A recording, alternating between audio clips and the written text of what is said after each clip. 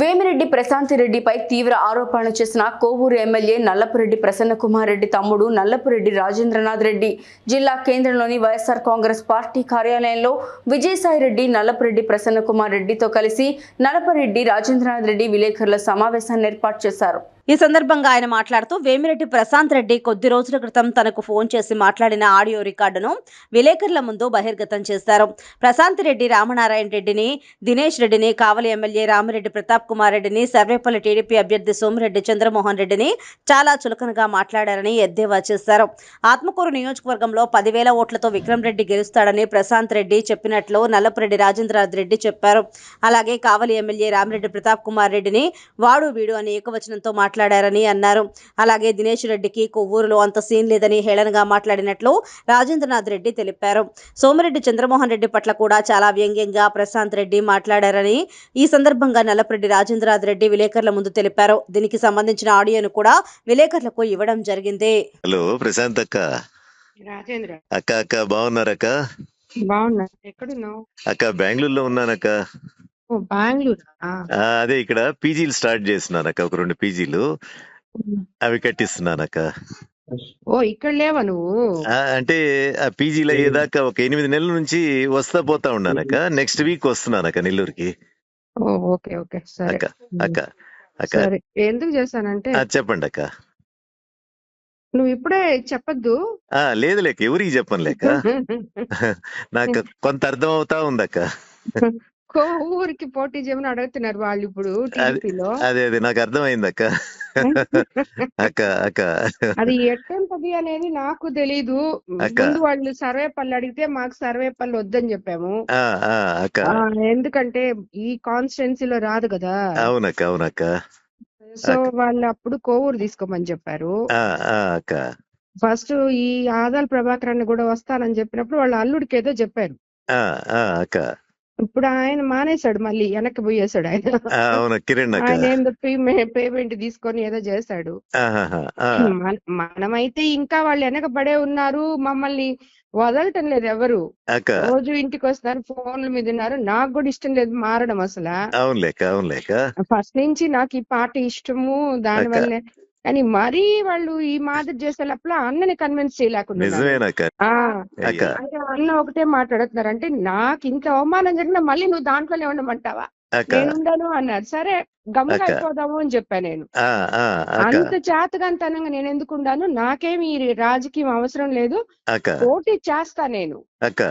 గెలిస్తా, ఓడిపోతే ఓడిపోతా, తర్వాత క్వైట్ గా అయిపోతా నేను, అంతేగాని పోటీ చేయకుండా నేను ఉండను అంటున్నాడు ఆయన.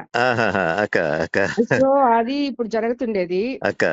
సో ఇప్పుడు వీళ్ళేమో అందరూ బట్టి నాకొద్దులే ఉత్తి ఎంపీ ఎలక్షన్ చేసుకోండి అంటే, లేదు లేదు అక్కడ దినేష్ కి తక్కువ ఉంది, మైనస్ లో ఉన్నాడు, మీరైతే ప్లస్ అవుతది అని చెప్పి పట్టుకొని ఉన్నారు వాళ్ళు. అదైతే వాస్తవం. దినేష్ అయితే వీక్ క్యాండిడేటే అక్కడ. ఇంకా నేను మీ గురించి ఏం చెప్పేదక్క, అన్నా మీరు కావాలైనా కోవూరైనా అని చెప్పి అంటున్నారు ముందు.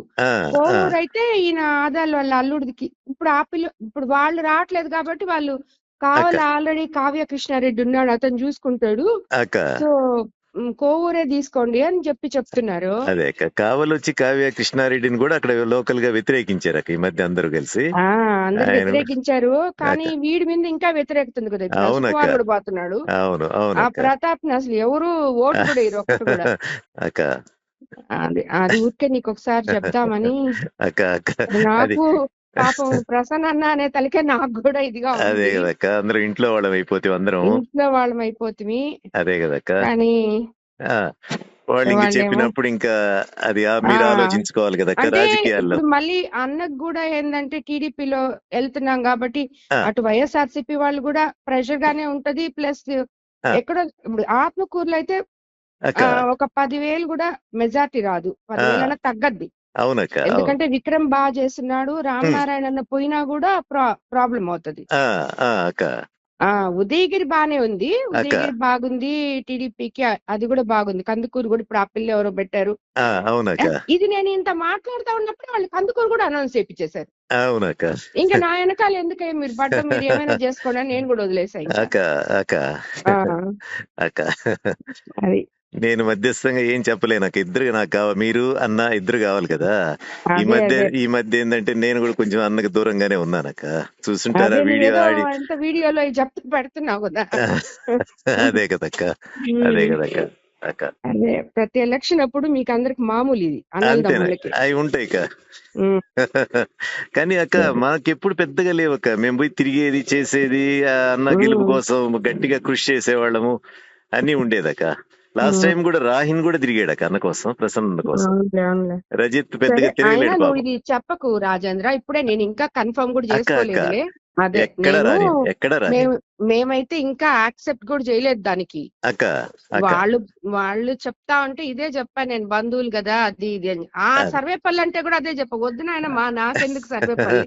ఆయన అది అది లేదమ్మా ఇంకా నువ్వు గెలుస్తావు అంటాడు ఆయన. అక్క ఆహా, అక్క. గెలవనని కాదు, అదేలేండి. నాకు ఇష్టం లేదు సర్వేపల్లిలో పోయేయడము అవునులే అక్క, అది మరీ అని డైరెక్ట్ కదక్క. ఆ వద్దు వద్దు అని అది చెప్పాను నేను. అక్క. అంటే ఇంకా అంటే ఆయనకి టికెట్ ఇవ్వనే చెప్పారులే వాళ్ళు, ఆయనకి ఆ, ఇవ్వట్లేదు అందుకని చెప్పి సర్వేపల్లి తీసుకోమనే చెప్పారు. అవునులే అక్క, అవునులే అక్క. ఇంకెవరు లేకపోతే ఆయనకి ఇస్తారు కదా పాపం. అంతే కదక్క, అంతే కదక్క. అదే. సరే రాజేంద్ర, అట్లెక్క, సరే అట్లెక్క. సరే ఓకే. ఈరోజు సోమిరెడ్డి ప్రశాంతి రెడ్డి గారి నుంచి వేమిరెడ్డి ప్రశాంతి రెడ్డి గారి గురించి మారిన ప్రశాంతమ్మ గురించి నేను ఒకటే మాట చెప్తున్నాను.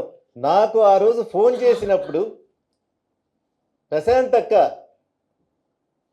అర్థం పర్థం లేకుండా ఆలోచన రహితంగా ఒక రాజకీయ నాయకురాలని చెప్పుకుంటూ మన ముందుకొచ్చిన వేమిరెడ్డి ప్రశాంతి రెడ్డి గారికి ఇంత అమాయకత్వమైనటువంటి మనస్తత్వంతో ఇవి ఎలా వచ్చిందా రాజకీయాల్లోకి అని చెప్పి నాకు అనిపించింది. తెలుగుదేశం పార్టీ నాయకుల గురించి, వైఎస్ఆర్సీపీ పార్టీ నాయకుల గురించి, పెద్ద పెద్ద నాయకుల గురించి కూడా అమాయకత్వంగా వాళ్ళని ఎంత చిన్న చూపు చూసి కరివేపాకులాగా విసిరిపారేసిందంటే నేను చెప్పే వీడియో గురించి మీకు అర్థమవుతుంది. మొదటగా దినేష్ గురించి మాట్లాడింది, పొలంరెడ్డి దినేష్ కుమార్ రెడ్డి గురించి.